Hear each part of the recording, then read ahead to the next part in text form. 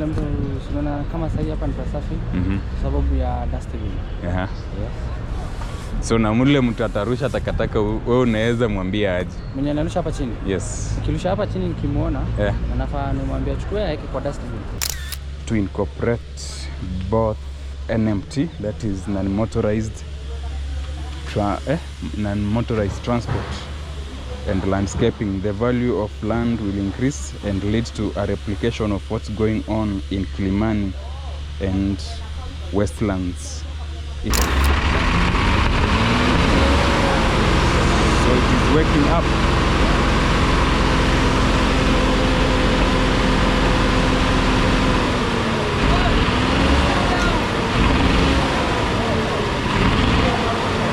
But for the safety of your life, it is always good to just use the footbridge.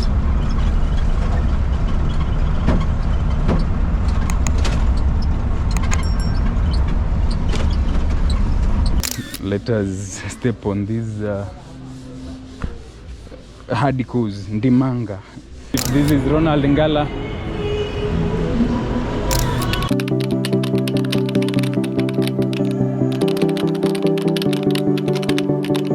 Shifting news. Explore, feel, shift.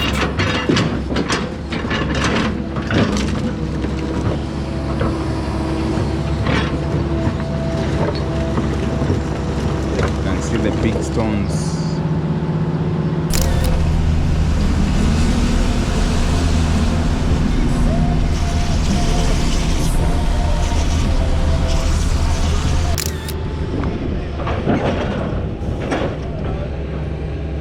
So, continuation of Idea Orbit said these new developments they are making in the city centers and in the new estate or most estates, they need to incorporate underground water system, electricity, wastewater, internet, drinking water, gas pipeline, and etc. You can see different stalls even on this other side.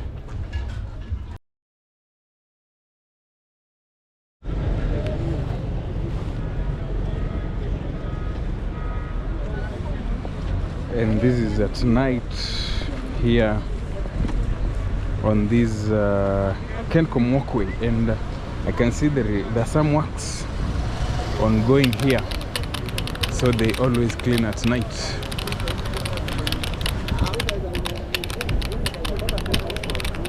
Let's see if we can manage to talk to them.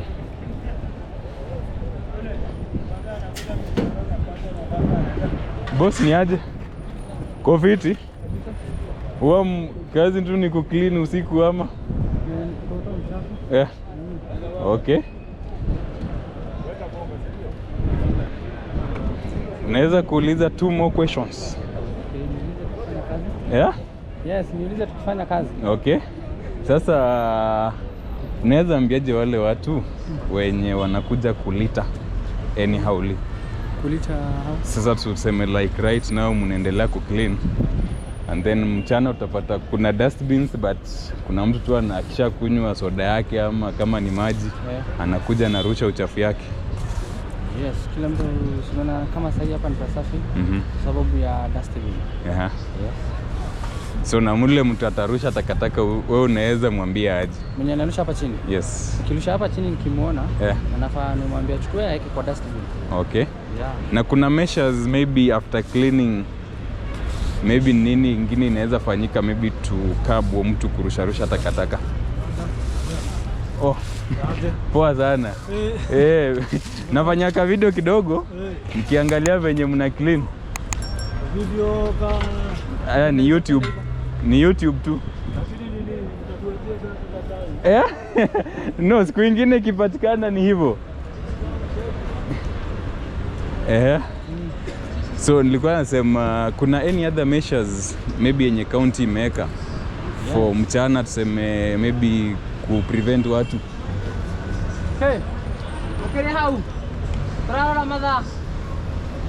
Ku prevent watu kutupa takataka ovyo ovyo. Inaweza shikwa. Okay. But naona hii ni kazi mzuri. So mna work size hadi saa ngapi? Tuna kawaida tu venye watu wa mchana wanawaka. Oh, kuna mchana na kuna usiku? Sawa, usiku wanawake, hoteli na watu wa mchana. Okay. Oh. Hii ni kazi mzuri. Na kutakuwa na viti hapa ama hiyo hauna idea? Sina idea venye kutakuwa. Yeah. Okay. So let's hope hii kazi itaendelea hivi vizuri. Na sasa ukiwaka usiku, mchana inabidi tu umelala. Utalala ukitaka, ukisikia kuna kadili mahali. Okay. Sawa. Maybe at time ukiingia hapo Shifting News YouTube. Okay. Unaweza tu watch. Sawa. Aje?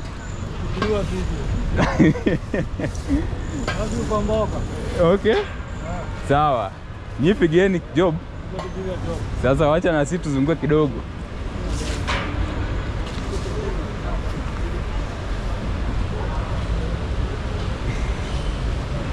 So guys, you have heard, if you happen to be in this place, maybe you are littering, it can amount to arrest. And I hope that is not just wanasema hearsay or yani, I hope si maneno too. There will be actions such that if you are found littering and there is a dustbins that have been installed along these areas, then there will be a penalty for that. You know, a lot of people have said that as Kenyans we need to change our behavior. Behavioral change, we maintain discipline to be sure that we can also uphold these public spaces and be fond of them. So back to you, our supporters. What do you think?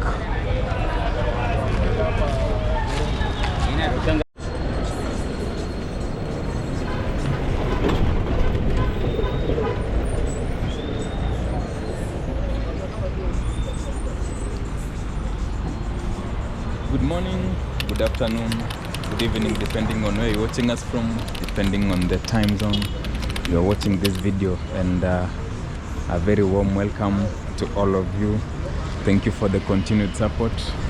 On the other side we have Umoja kwa Chief, and here we have a stage for boda operators. And you can see we also have a church. Last time we were on that building when we were showcasing, and you can see this is Umoja 2 community market. Did you see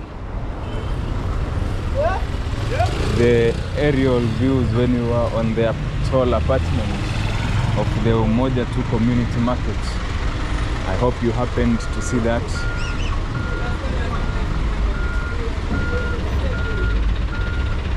And right now, let us take you to the inside walk of the stalls. To all our returning supporters, we say thank you for the continued support. If you are joining us for the first time, welcome to this amazing channel. And remember to subscribe.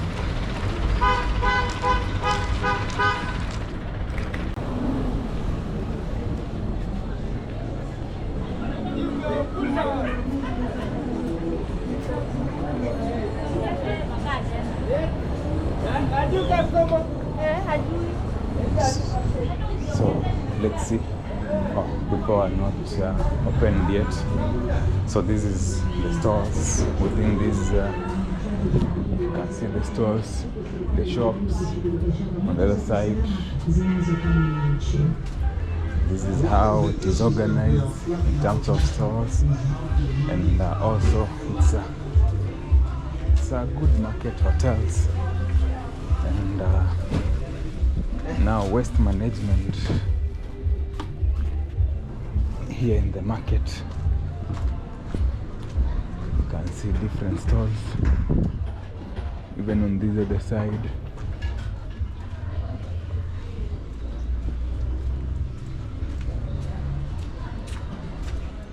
Yeah, we have several stores here, and many people have not opened yet, but things are coming up. You can see even the roadside signs.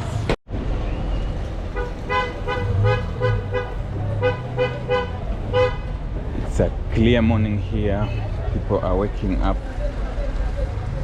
ready for different activities. And if we go straight with this road, you'll be going to Kifaru all the way to Manyanja Road. And we are seeing activities here. I'm hoping that I'll be able to find the guys who are working on this road. So for sure this was a street full of life, apartments along this area and dreams. And now we had the Umoja Estate demolitions. Millions lost in a day, lives changed. This is the reality for investors in Umoja Estate. But what happened after the cameras left? And we are here trying to explore this section, trying to find out what's happening along this path. Maybe learn more. Niaje boss? Mko fiti? Naona mshaingia job. Hizi ni pipes zilikatika ama ni za sewerage? Nasema hii maji natoka kwa hii clean water ama ni ya sewerage?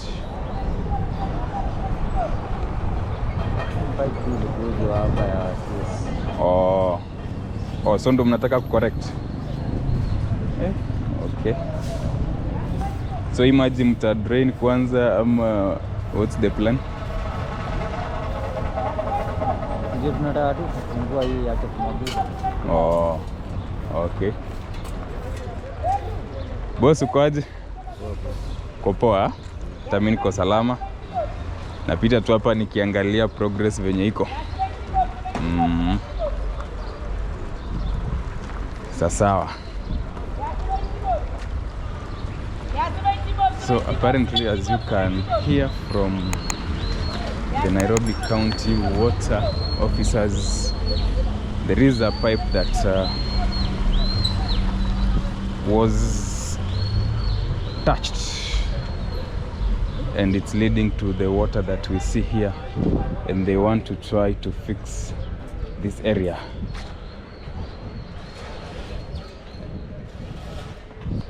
Okay, they are actually, you know, the last time we happened to be here, they had not excavated at this point, and this is what we see at this time. And in this exclusive revisit, we are uncovering the shocking transformations of the demolitions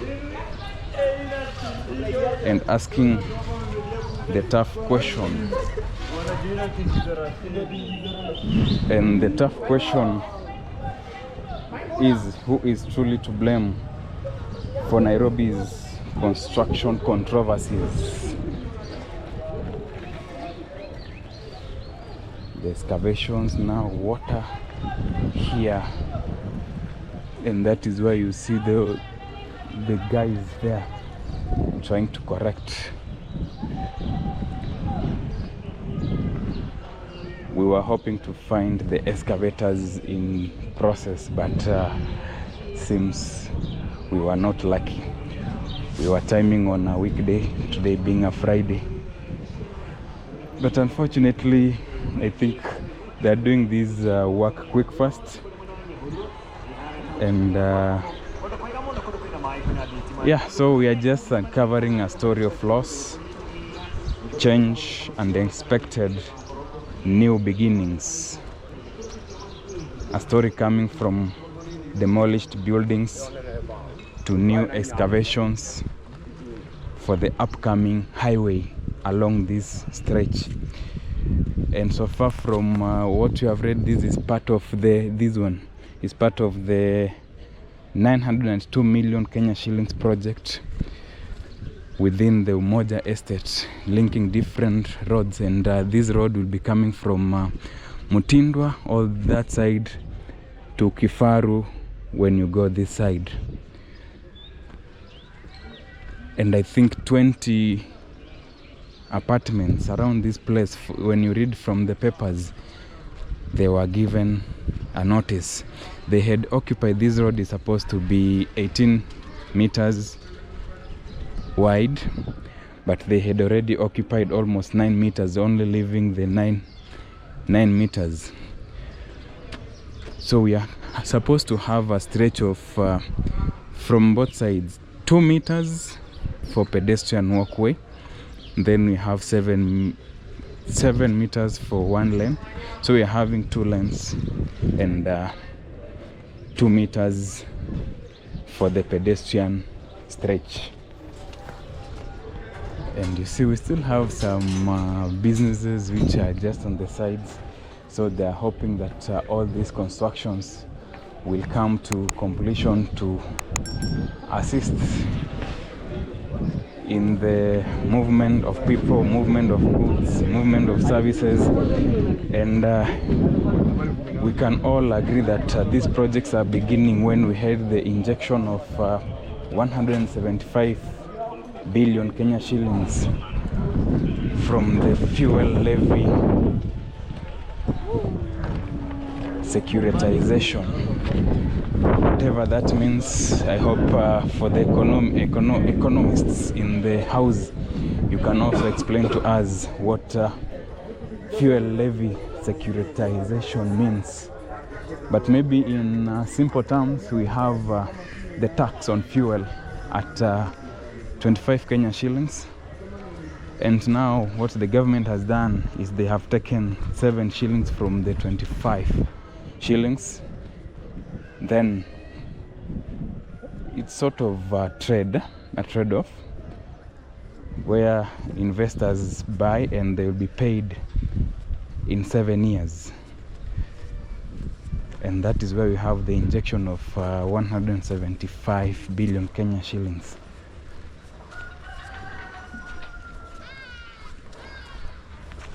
So for those who understand those terms, you can also give us more insights. You know, we keep learning every now and then. And as a reminder, on this Friday, every setback is a setup for a comeback.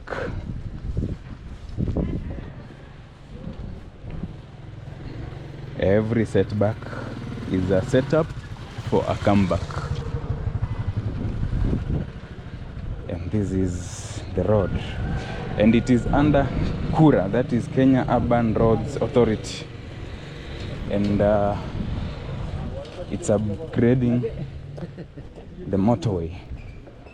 So KURA are the ones who asked the owners of the 20 plots to demolish their structures, and I don't know if it is KURA who demolished, under whose costs. And do you think these guys had already recouped their investments?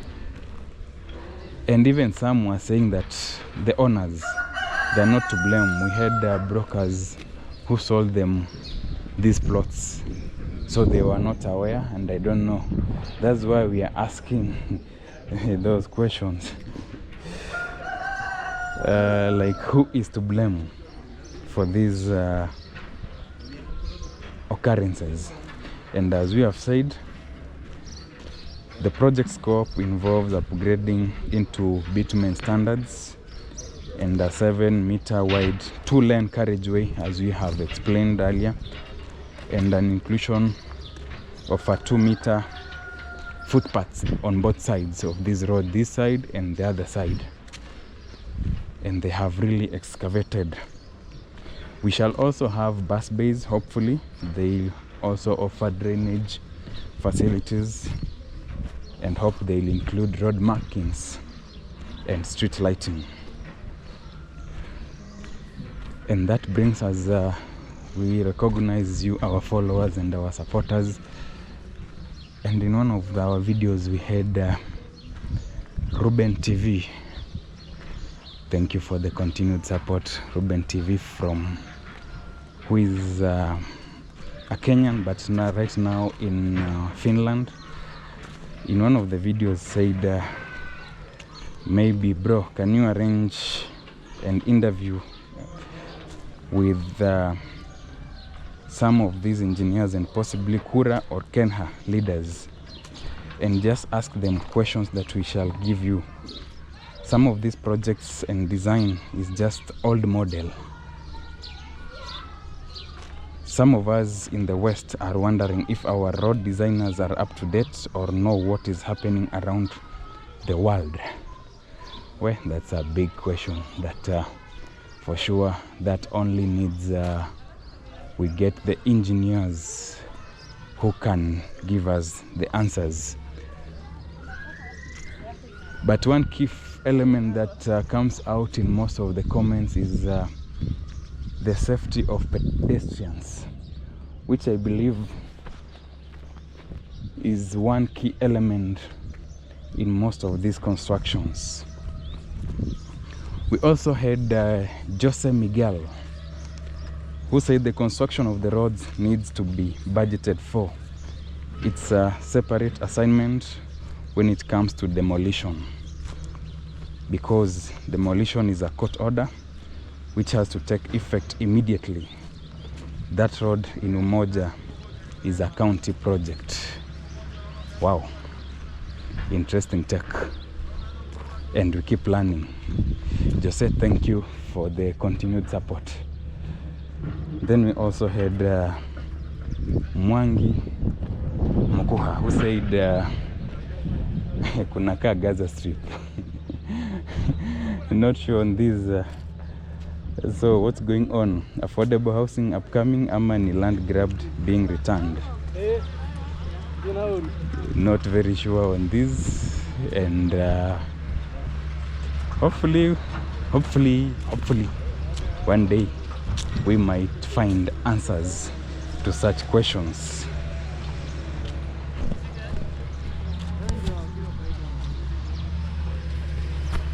We also had Jonte,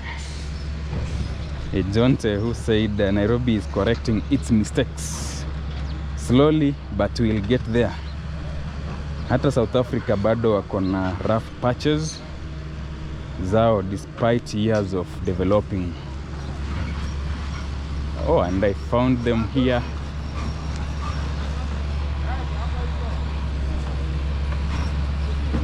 And actually the excavation is going on, and you can see the road. So they are on ground. They have already started setting the niaje boss kopoa. Naona mshaingia job, mnachapa mbio sana. Okay.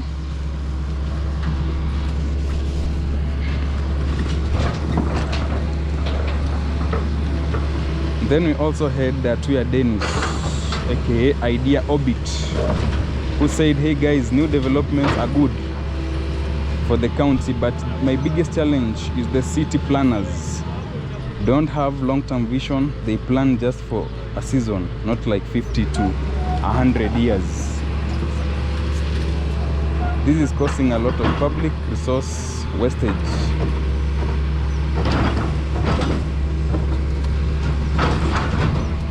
I'm very sure in the next 20 to 30 years, those houses we see in most of these estates in Kenya are going.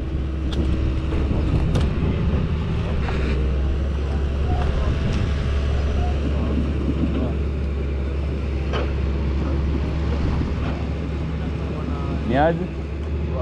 Hizo cable ni za internet? Oh. Zilikatika? Oh.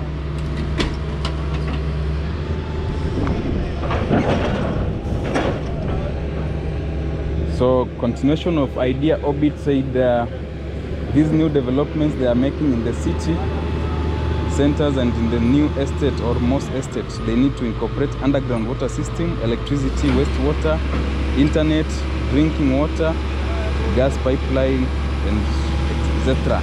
That is what makes the difference between developed countries and developing countries.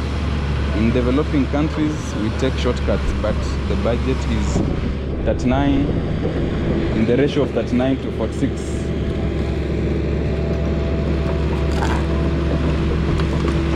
And the cost of doing electrical cables is the same price as they are doing above ground cabling and poles. Then you will see in future, we'll have to do underground, and will be a lot of money we are wasting.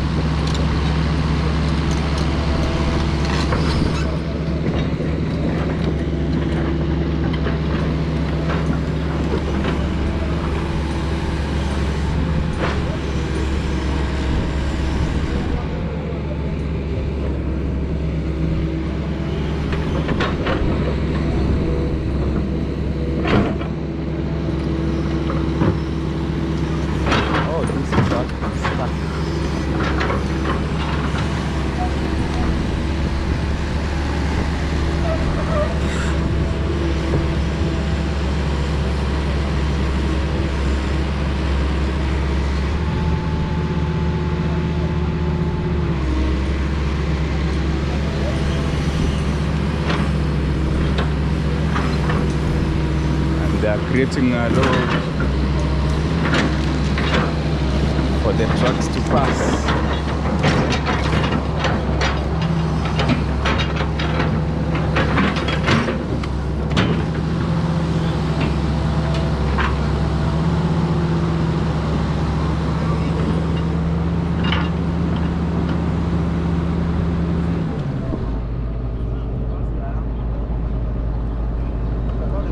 Interesting.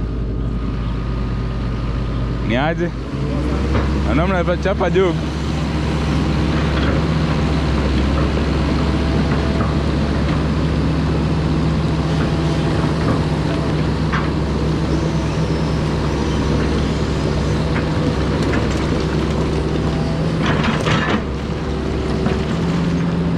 Boss, when you part of the operators? Wewe? When you part? Oh. Hili nina kuanga na makanga. Oh, azinaweza kuweka hizo mafuta and stuff. Oh. Kwani lori hii tipa ilikwama ama? Oh, ndo mnajaribu rescue.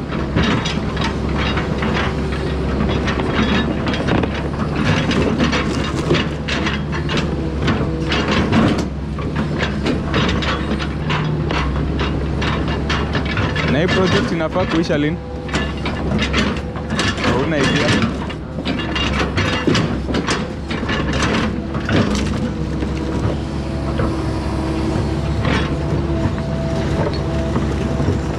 You can see the big stones.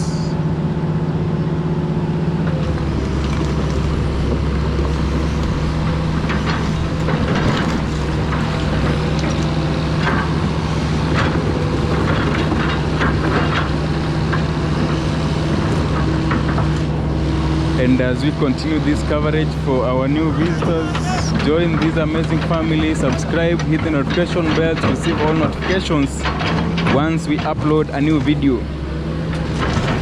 And we also had Kariuki John, who said, shifting news, God bless you for keeping us close to our home, working in the Middle East. Wow, thank you, God bless you too. We thank God for you, our community. We try our best whenever possible to ensure that we bring more coverages along these streets, along these coverages, along these estates. So this tipper is stuck and they're trying to rescue it. Seems the soil here is not for the faint-hearted. It requires, and you see it has the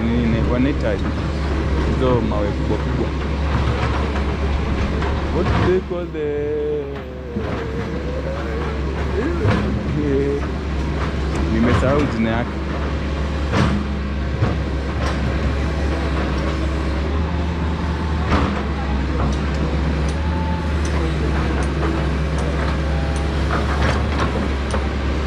So the engineers are on site. Everything is continuing up well. I don't know if we'll manage to wait for them to complete, for us to get a person easily talk to.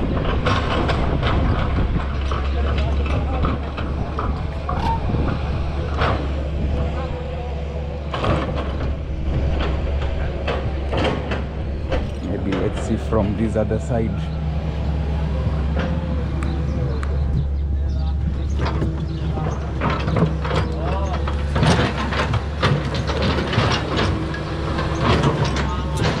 And we have more tippers with stones on the other side.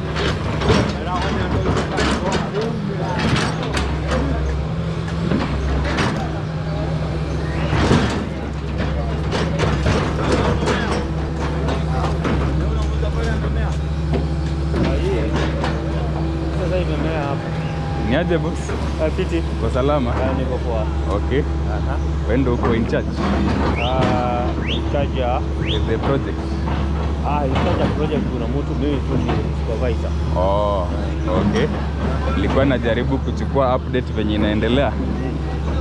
Na maybe sijui kama nilikuwa na questions kidogo, sijui kama uko in a position maybe zenye inaweza jibiwa. Also just the project and maybe the demolitions. I think ilikuwa court case. Sijui watu walikuwa compensated ama juu sasa ilikuwa na hiyo demolition ilikuwa at their cost ama ilikuwa on kura. Unafanya na kampuni gani? No, it's just on YouTube. Shifting News. On YouTube. Shifting News. Yes. Okay. Okay, then I have to inquire from my boss first. So to give you. Because our 9 contractors. So it's about construction. Okay. But on my side, sasa, I have to inquire with my boss. Kama is possible. And the questions you want to ask. Maybe another people. So the contractor naweza muuliza about what is happening. Kama koili. Okay. Sawa. Wale jamaa wanaongoja kumoga pale ama wanataka kumoga kwa lami.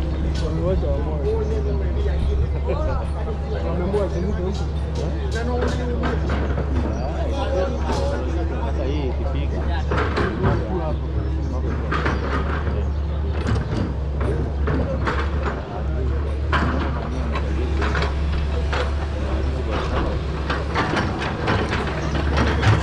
that is the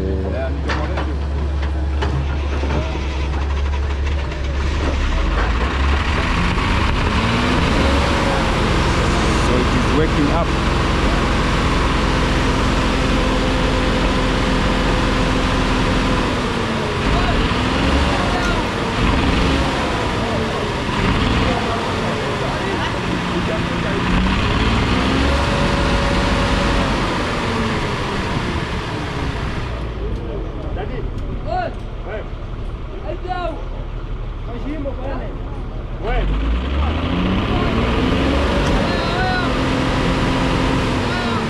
There is a lot of smoke. Challenges of construction.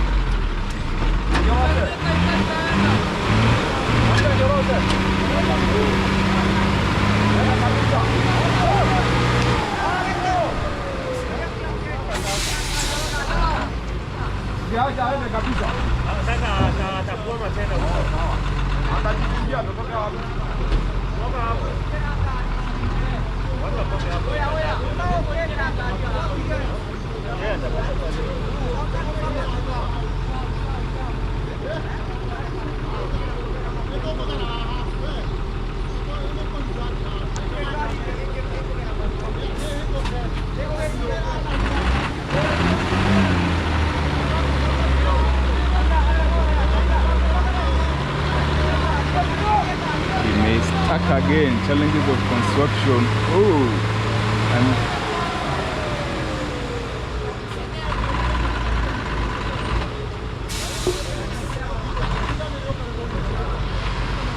no, I just remember the name for these hardcore Ndimanga.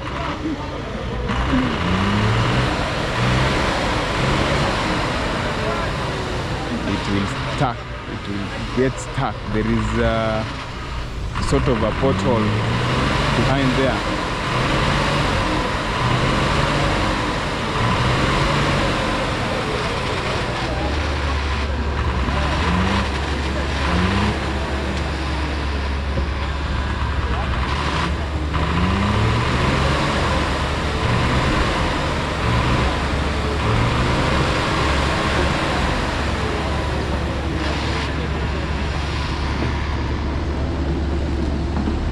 One is coming to their rescue. They have decided to drop the load.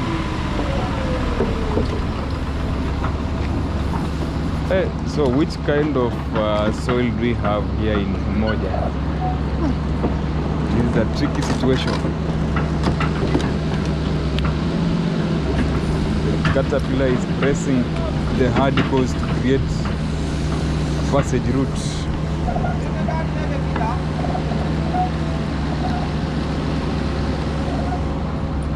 And this is the situation, the current situation. We have other tippers on this side lined to drop their load. We have 4.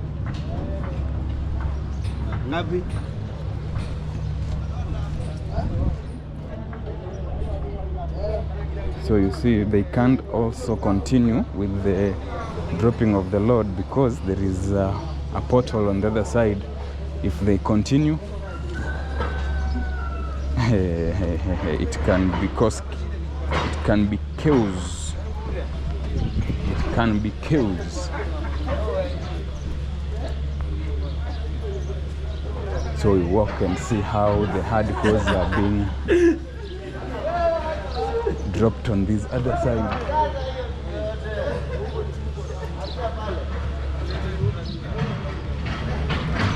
And in part of our video, we had one of our videos, we had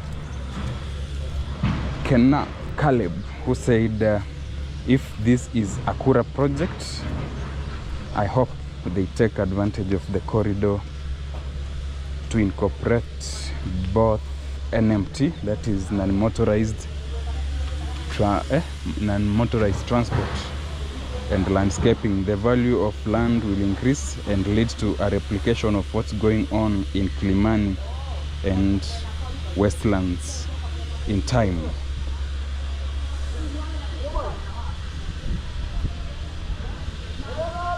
See the progress, see the apartments and the hardcores. That is after the millions of loss. So guys, sometimes, as you have heard, it is always a process. Now you can see the plumbers on site, they're trying to set the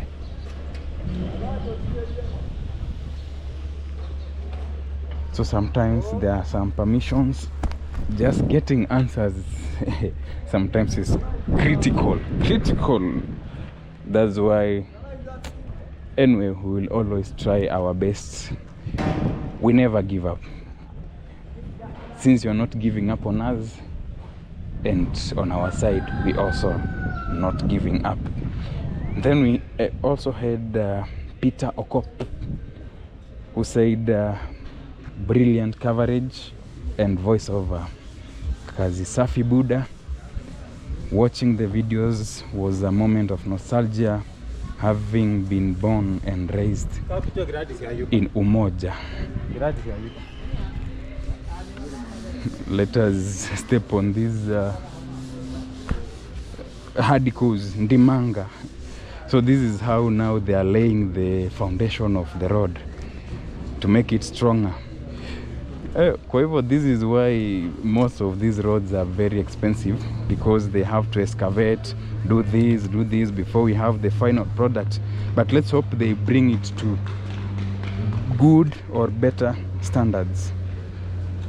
Then we had Ubacheng, who said Nairobi needs to approve all new land use changes before one is allowed to build.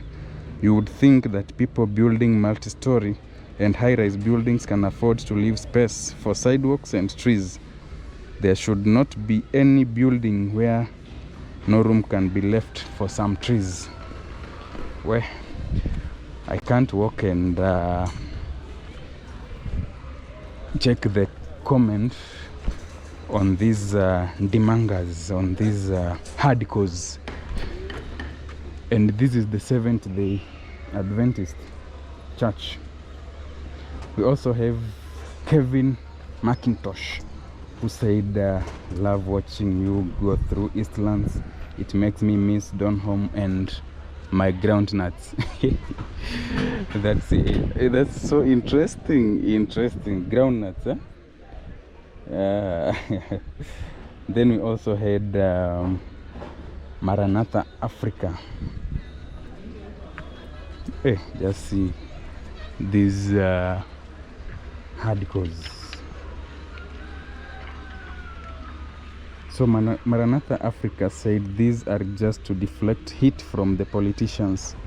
Why would the government do such instead of seeking an amicable way out? Where was the government when the structures were being put up? I believe that is regarding to the demolitions that happened along this route. So it is but if it was a road reserve, then maybe the investors didn't do a due diligence. We leave that to you, our viewers, and this road will come to join this side, and it will be huge. I think with an allowance of 2 meters on both sides for pedestrian walkway. And then we also had Code Africa, standing water beside the road, posters on the pillars, littering, things we should do away with sincerely. Why do we always have half-finished projects? Can't we impress on the can we pressure the contractors to tidy up their mess, or on county governments to do their work in landscaping? Kenya loves mediocrity. The thing I would make people do if I was in power. Code Africa. Code Africa, thank you. You are always on our premiers, never missing any with Mutuflani. And also Mutuflani said something. What was it about? What did Mutuflani? Oh, Mutuflani said, I've never liked the way we build houses with the exposed bricks. We should make plastering a law. Tuache kukaa water. Most of the apartments, kwanza pale penye they demolished. That is where Mutuflani was talking about, and also in Pipeline. And then we have Sunday Boss from the UK. Said this was now regarding the Rerouter rail. Said the Colonial Railway is still straight, even after those years of neglect. So does it mean it was very strong? That is, I think, the comment.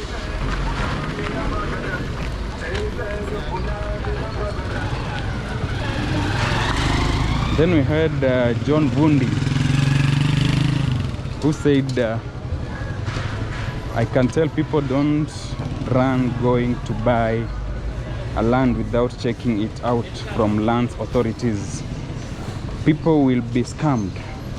Have been brought up in Umo, and many people have grabbed lands. Well, Then we had Mikey Jagger, who said over 40% of developments in Umoja are illegal, either built on road reserves, on top of sewer lines, illegal extensions, or downright done without any approvals. Most affected area is Inako in Umoja. Then we had Mwosho Moja. Mwosho Moja in English says is one wash. Yeah? Said there is nothing lost here. Oh, to the demolitions. I wish we could have gotten the Kura official kabisa mwenye angetupia jibu, especially we needed to know who bore the cost of demolition. So Mwosho Moja said that the developers knew well that that was a road. Sisi watu wa Umoja, we have had hard time kuzunguka from Umoja 2 to Umoja 1, especially pedestrians. Lazima tutafute barabara kwanza mvua ikinyesha. So this one will be a good way to ensure everything comes up well. Then we also had Resistance, who said Kenya's weakness is finishing. Roads are built, a lot are done poorly without drainage, but the sides are still left without paving a walk path. Buildings are built, but without thought of future planning or spacing. Built right next to each other, like in pipeline. I just wish there were regulations to require something to be built with thought and to completion. It's why there is so much rubble and dirt on the roads and to the sides. Anyway, I guess it's not the end of the world, just frustrating. And most people are hoping for a better, rejuvenated Nairobi. So guys, we are here on this road, Umoja, from the other side up to this side. So let's meet on the road as we continue this tour to the Nairobi CBD. Thank you for the continued support, and let's see what the road holds for us.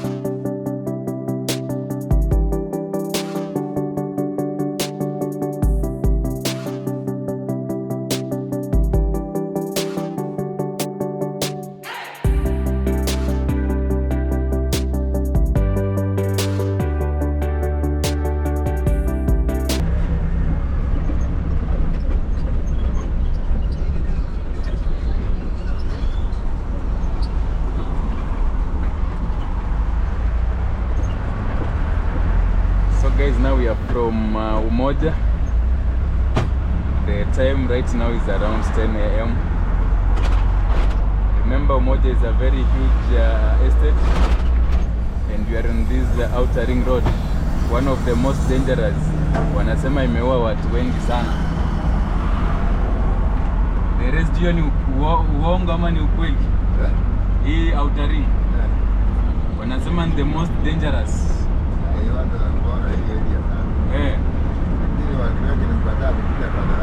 Oh. Watu wanaona daraja ni mbali. And guys, that is the train, the MGR. I remember when we were showcasing the router, a lot of you have said we need to embrace, they should bring more DMUs, not these MGR. Hizi zinatembea pole pole. So hope once they complete the rerouter station and also the routes to go, there will be more upgrades. And remember, we are having the upcoming Nairobi Railway City.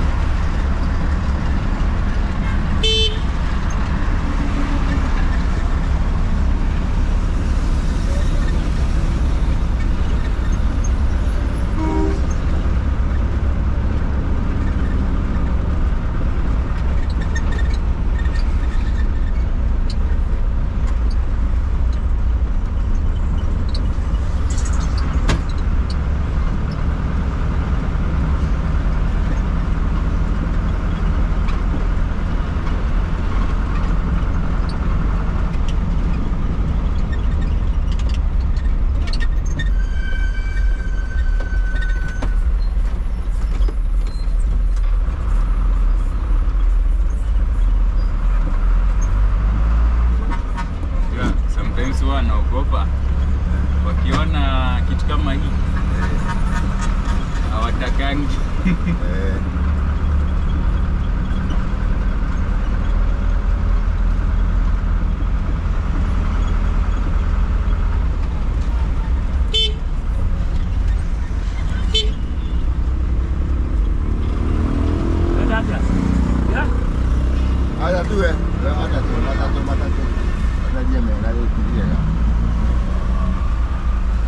This is in Donholm area. Oh, thank you. And the driver has gifted me a banana.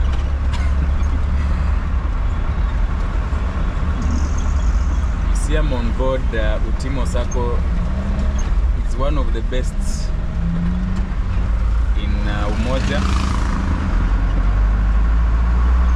Though we still have others like Umoina, we have KBS, we have City Shuttle, but I think Utimo has its respect to some extent, and you can attest most of the time I always tell you about Utimo.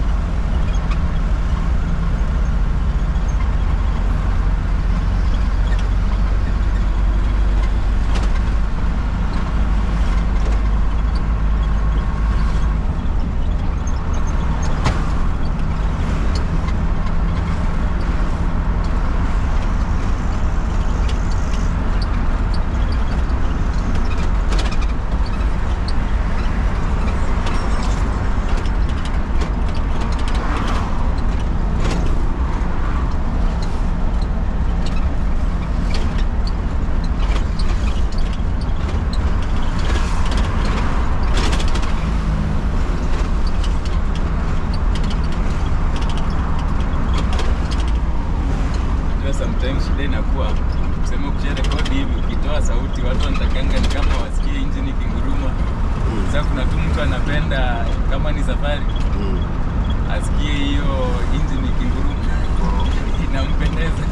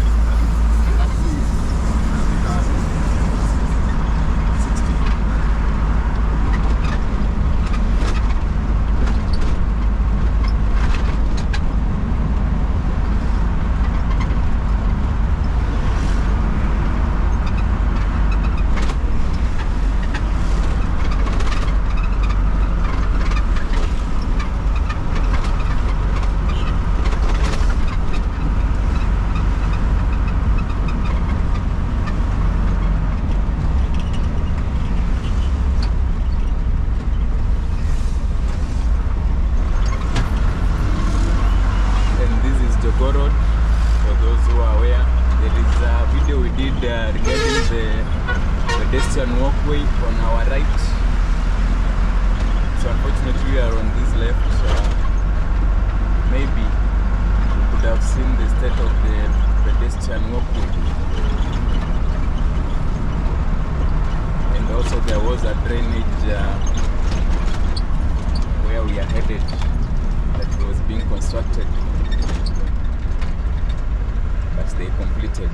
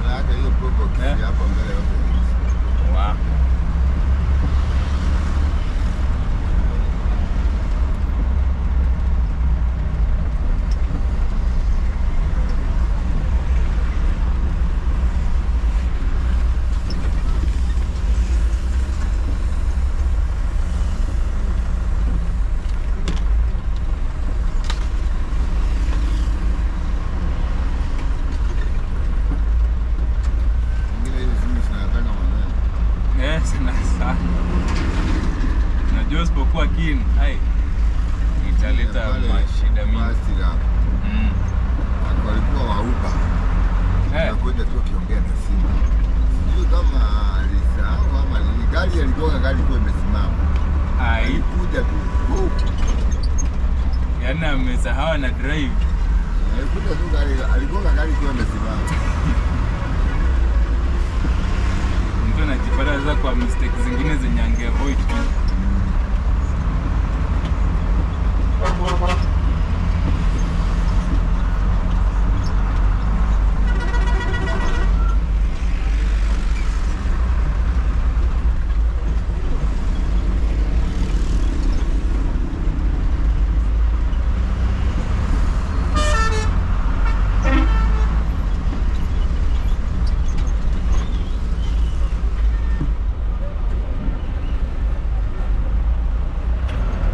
How tricky it is. We have a footbridge, but people decide to cross directly.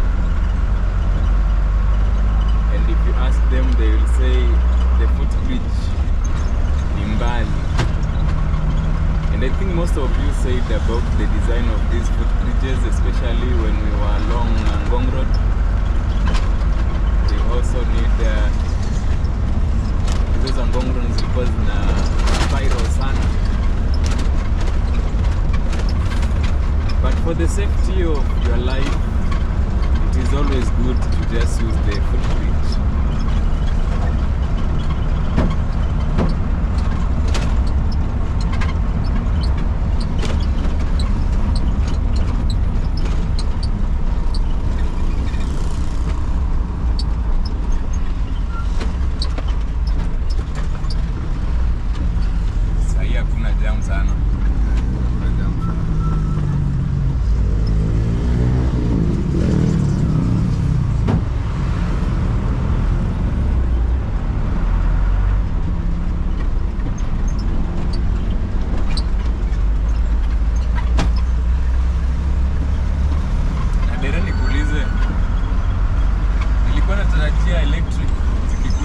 zinafaa zikuwe cheaper.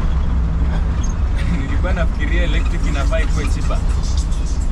Fare yake ikuwe cheap, lakini huwa naona kuna time nyinyi mkicharge 60 unapata hii electric ni 80.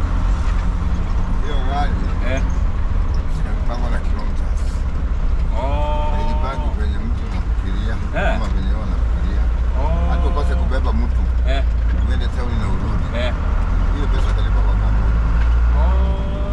Hao hataki kujua kama inabeba ama ibebi. Wanahesabu unaona kilomita. Ndio lazima waangalie.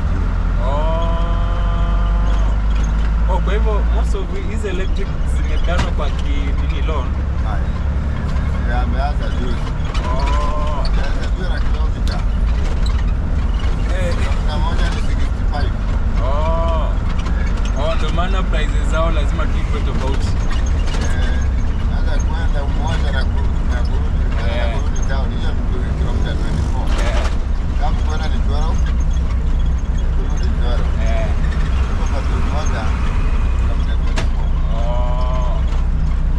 Hesabu by 60 tunaona hiyo pesa iko juu. Kweli. Hesabu na 65 hiyo pesa bado iko juu.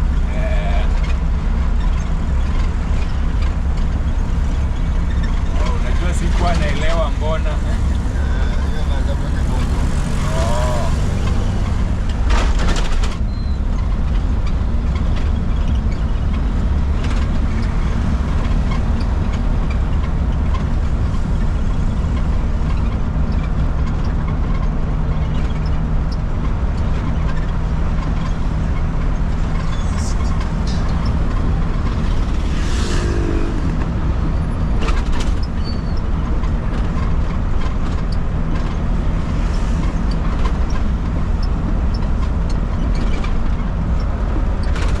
Guys, remember we are on Jogoo Road. For those who are joining us for the first time, join this amazing family. Remember, this is Shifting News. Remember to subscribe, and all our returning supporters, we say thank you. And our supporters from the diaspora, I think you have seen what is happening in Umoja. Most of you have said that we need to also visit places you can invest. And most likely we'll be exploring connection to other places outside Nairobi. And hopefully next week we'll be going to Kenyatta Road as suggested by one of you, and see how it connects to Joska from Mombasa Road. That is in the Athi River section. And this place is called City Stadium as we near the town center.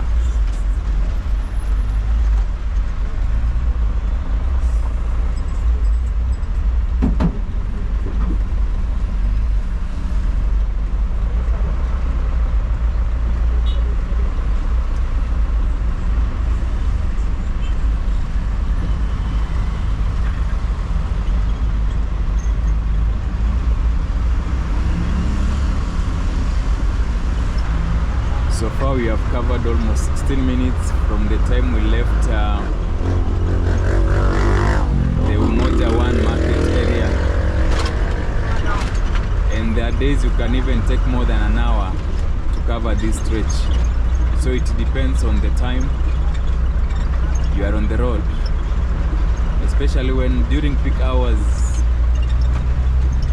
it is a bit hectic.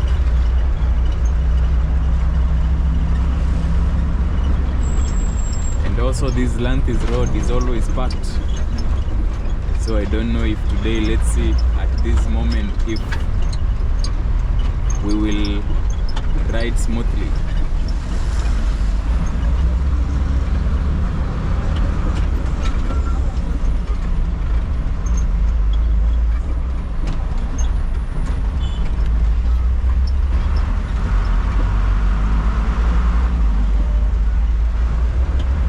Several of you have complained about maybe we need to get a mic, and due to that we'll be opening a link, we'll be sharing, because we need to upgrade. We need a DJI Pocket 3, we need a microphone, that is DJI Mic 2, we need a micro SD 512 GB. We need an external 40B hard disk, and we also need the power bank that can help us record the whole day when we are on mission, because when we'll be heading to coast, we need to record the whole journey from Nairobi all the way to the coast region, and that is always more than 7 hours journey.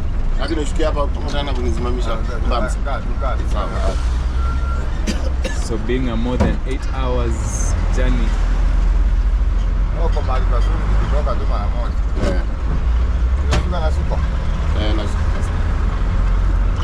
need a power bank. And to you, we have talked to several of you and you have said, why not do the challenge, and we'll be there to support. And we hope within the next 3 months, we'll be able to upgrade our gear, and also in terms of the mic for better sound. And you can see this Landhies Road is very clear, no much traffic.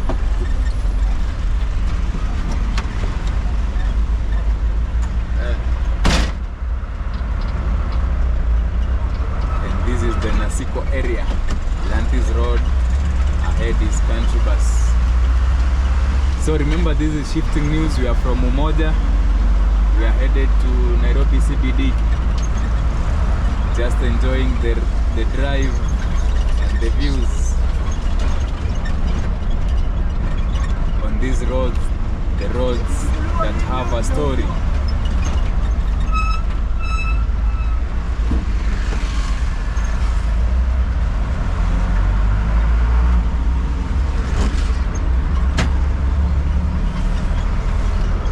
Many hardworking Kenyans pulling carts, and here on the left side we have the Mutindwa market. It was supposed to be demolished, and that's why we had the construction of the Kangundo Road market, but it never materialized. And this footbridge, most of the time it has been highlighted as one of the dangerous footbridges. But I think right now it is very okay. I think people are not using it. They had where people are saying these footbridges don't need to be made sleeping zones for the street kids, or where we have hawkers occupying the footbridges.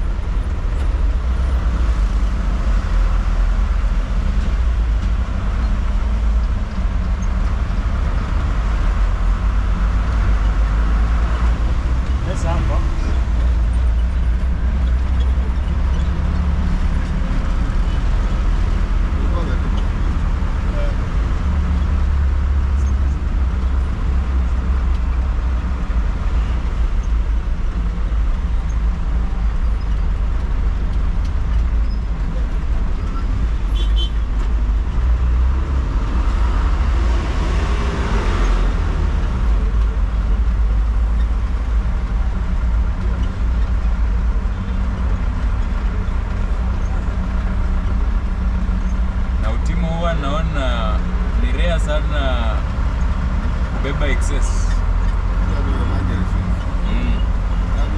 Wakati unabeba waizi wanakia wanaweza kuingia watu.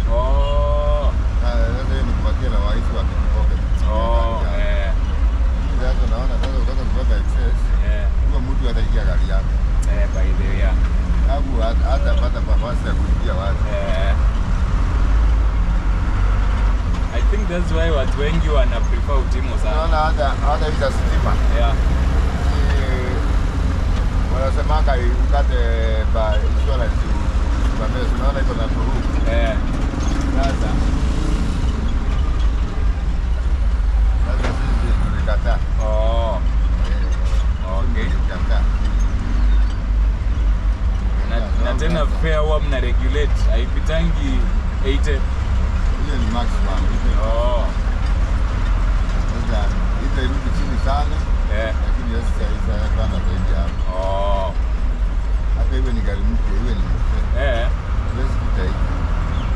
So ni management yenye imeweka hizo nini kabisa ama na hiyo tunaona kuna barua huko nyuma.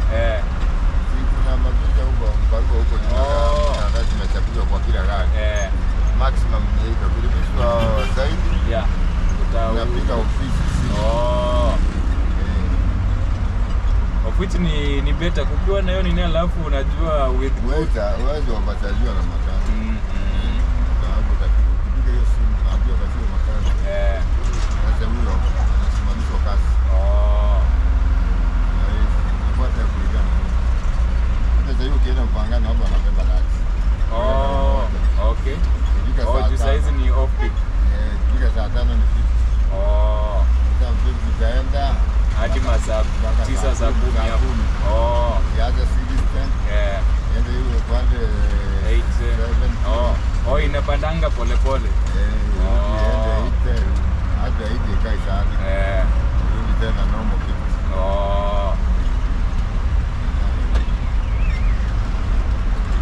Lakini I think ukiwa tuna discipline kama hiyo kwa hizi sako zote, I think watu hawezi kuwa kiteta sana. Hizi gari zetu ni ngumu sana kupata mwisho. Sababu hakuna access.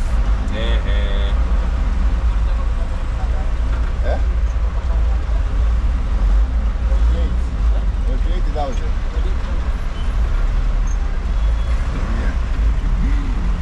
Hebu angalia vile wale watu wanasimamishana. Wanasikia abiria wanakuanga tu wanatenda wanajua. Mwezi hiyo ukora ni ukosa kusimamisha. Alafu unajua uzuri yenye nilipata, unaona kama Utimo hauwezi harasiwa. Lakini maybe zile zenye unasimama umekubeba na bei ndogo nini, unapata watu wanateta sana. Kwenye umeambia mtu ndio mwambie yake ni dada. Na ya msingi. And then gari kishatoka tao imejaa. Kusimama nini unapata yani mtu huwezi beba mtu bila kumwambia mengi. Kulingana na sheria. Mpaka umwambie ndiye gari akijua ni pesa ngapi. Kabisa. Kama ni kitu mwingine, kama ni sema mtu anasema. Kila mtu akiingia anajua hiyo gari ni sema tena. Ati akiingia gari ndo yana anajua atatakana alipe 60 lakini inakuwa ni 100.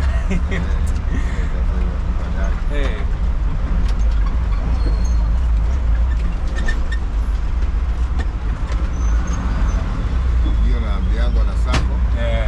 Kila mtu akiingia kwa gari ajue ni pesa ngapi analipa. Hapo unaweza beba mtu ako na 50.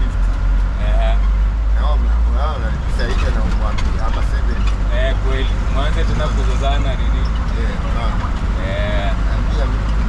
Na by then ni mzuri, unajua sometimes kuna wale mtu mwenye maybe wewe unamjua na maybe hiyo siku kabisa kuna hiyo 50 kupata kama ni 80. Na ukijiongeza useme hata wengine ulikuwa na 6. Unakuta analipia 7. Hapo ikuacha.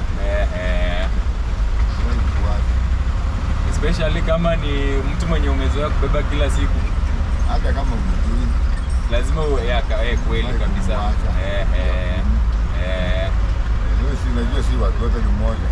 Kweli wewe si mmoja.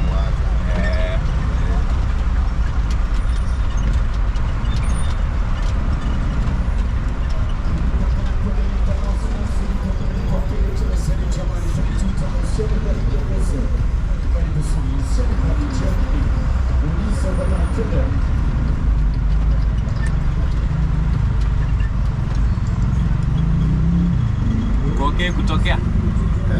okay kutokea kwa video? Hivyo tunaongea. Nikuchukue sasa uso. Haida sisi. So guys, we are now arriving in Nairobi CBD. This is Ronald Ngala Street. We are going to alight just ahead of us. And I think you have liked the drive. Na driver mwenye ametupeleka maybe atusalimia. Acha akielekea kupaka atatusalimia. And then tunamrequest time yake akipata kidogo akiingia pale Shifting News atajiwatch leo jioni. So pengine driver ukishapaka unaweza tusalimia kidogo.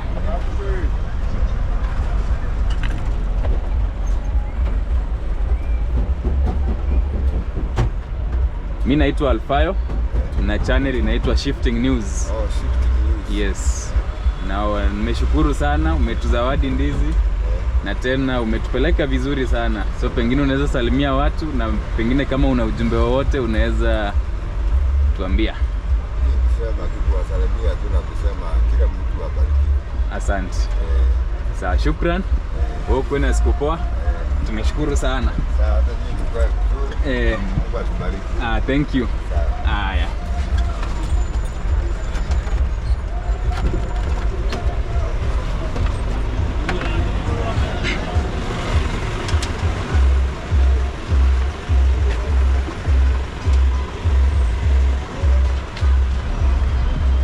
So guys, that has been our ride from Umoja Estate.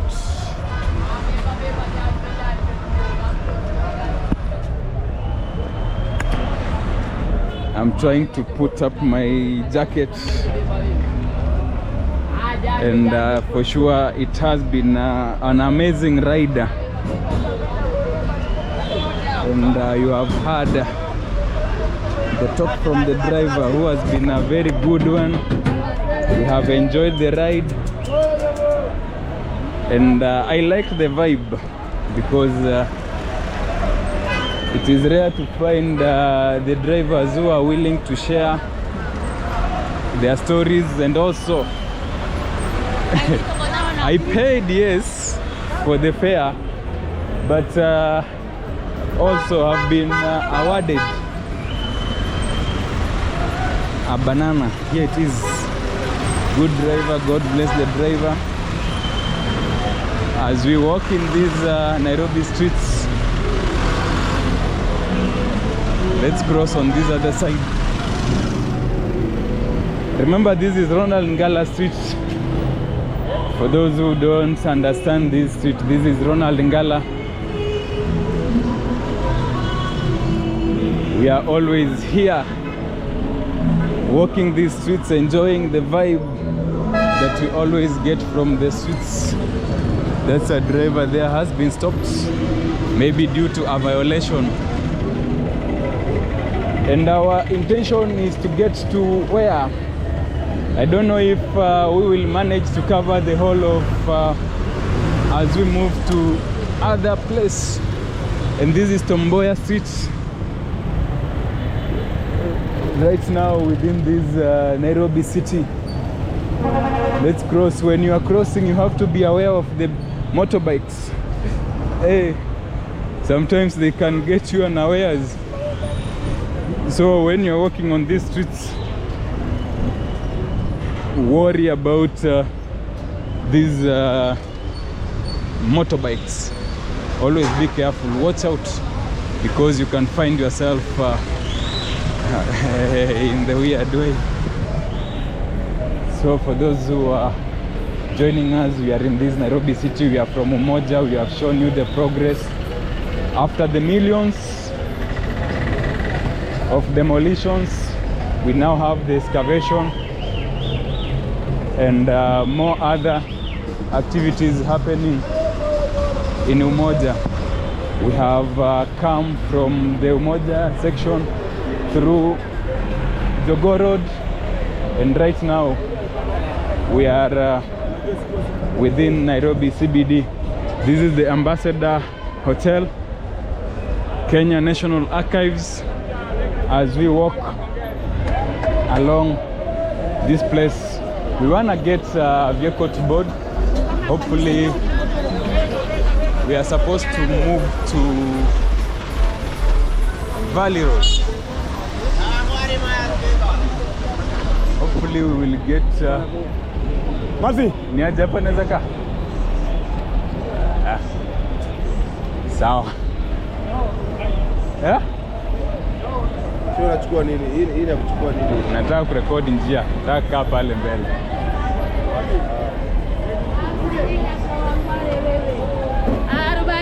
Kawangware ndugu wewe. Umesema nisubiri? 40 kawangware mayas wewe. 40 kawangware mayas.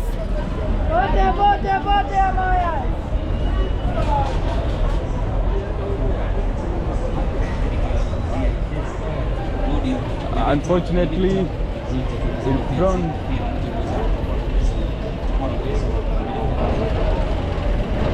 there is I have to wait for me to board the vehicle. So we just boarded a vehicle here at Ambassador. Now we are headed outside Nairobi CBD.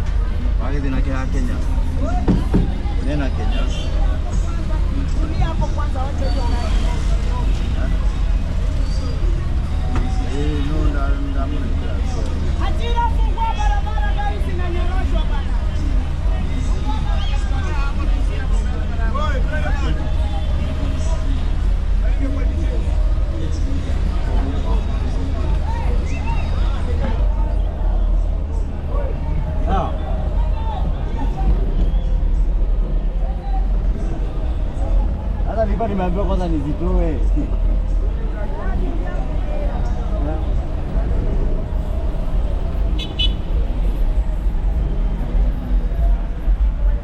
I know most of you are familiar with these streets as we move. So just enjoy the video, enjoy the vibes, see how the town is busy on a Friday.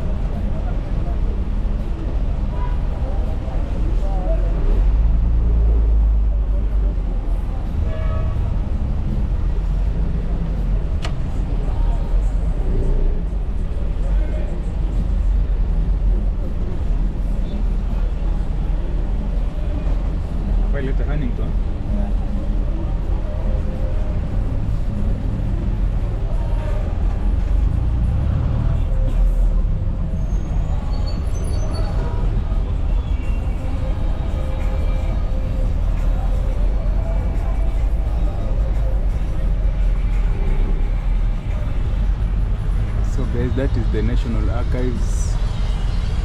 Most of you or most of us do not know what is contained inside. We just see it as a building. Eh? Gani? Oh. Hey. Yeah.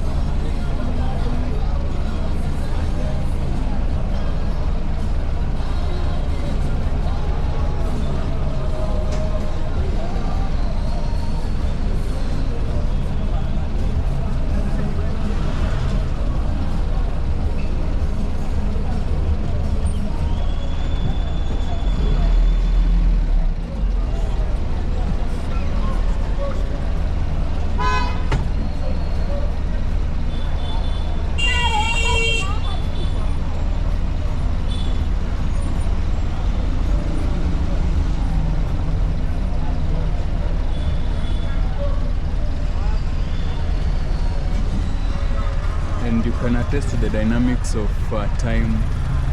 You can see over there, to head to Kiambu right now is 30 shillings, but come peak hours it will be 100 shillings.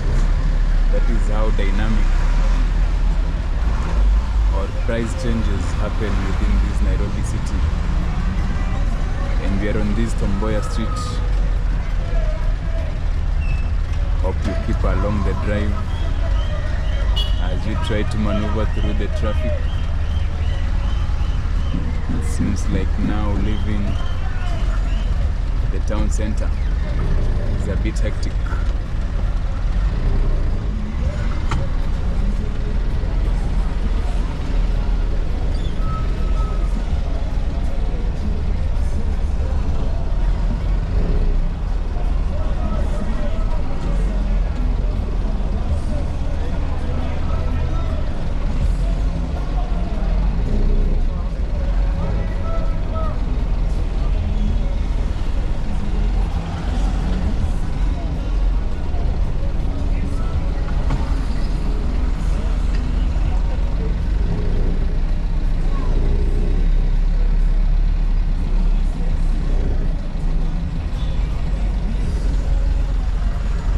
So the way we'll be connecting is ahead of us is Cabral Street, and then we will join Moi Avenue, the former government road. Then we go to Kenyatta Avenue, then join Valley Road, and then Argwings Kodhek Rd. That will be our itinerary today.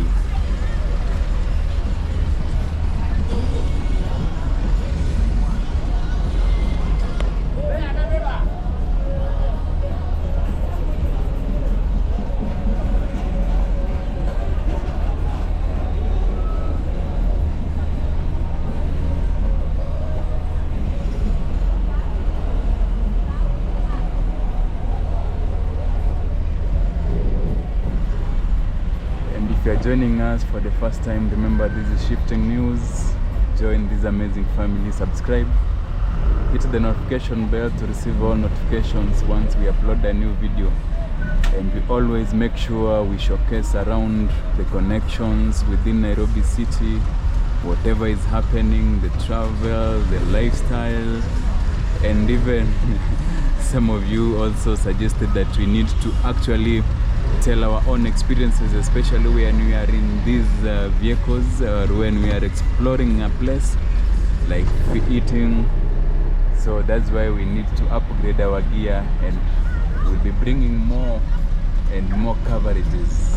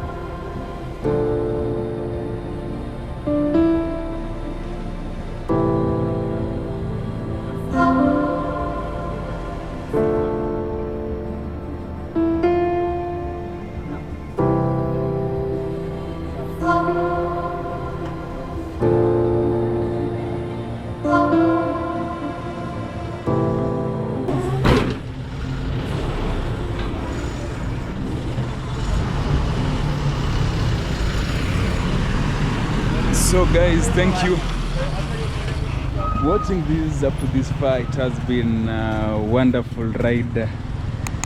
Thank you very much. May you be blessed. For those who are watching us for the first time, join this amazing family. Subscribe, hit the notification bell to receive all notifications once we upload a new video. Thank you and see you in our next one.